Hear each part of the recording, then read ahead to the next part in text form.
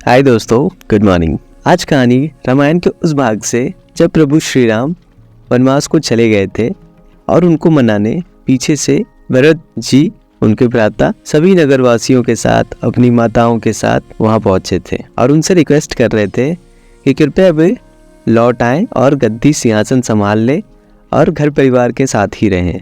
लेकिन चूंकि राम भगवान वचनबद्ध थे अपने पिता के, तो उन्होंने आने से इनकार कर दिया और उन्होंने सबसे विनती करी कि वे सभी वहाँ से लौट जाएं। उन्होंने सभी पुरुषों से कहा कि वो सब अपने अपने काम पर अपने अपने गांव लौट जाएं, प्लस सभी नारियों से भी कहा कि वे भी लौट जाएं और अपने भ्राता को भी समझाकर भेज दिया। और फिर प्रभु श्री राम भी अपने वनवास को आगे चले गए। परंतु जब श्री राम आगे बढ़ चुके थे, तब वहाँ पर कुछ ऐसे व्यक्ति भी थे जो कि ना तो पुरुष की कैटेगरी में आते थे और ना तो नारियों मतलब औरतों की कैटेगरी में आते थे, यानी वो किन्नर थे।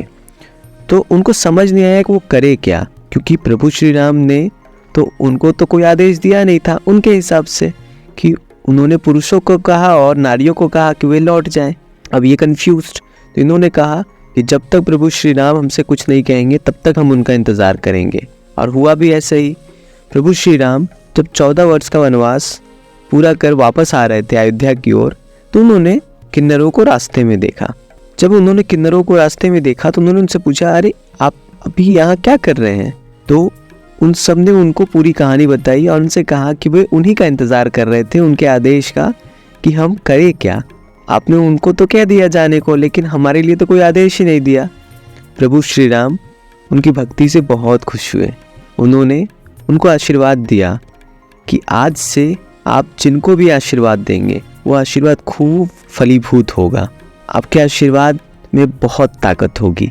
दोस्तों, आपको नहीं लगता कि जिन लोगों की श्री राम ने भी इतनी इज्जत की, जिनको श्री राम ने भी इतना आशीर्वाद दिया, उनकी हमें भी रिस्पेक्ट करनी चाहिए, उनको हमें भी उसी नज़र से देखना चाहिए जैसे प्रभु श्री राम ने देखा था। तो दोस्तों, आइए आज से कोशिश करते हैं कि हम भी वही रिस्पेक्ट उन किन्नरों को दे जो वो डिज़र्व करते हैं। After all they are also part of our society.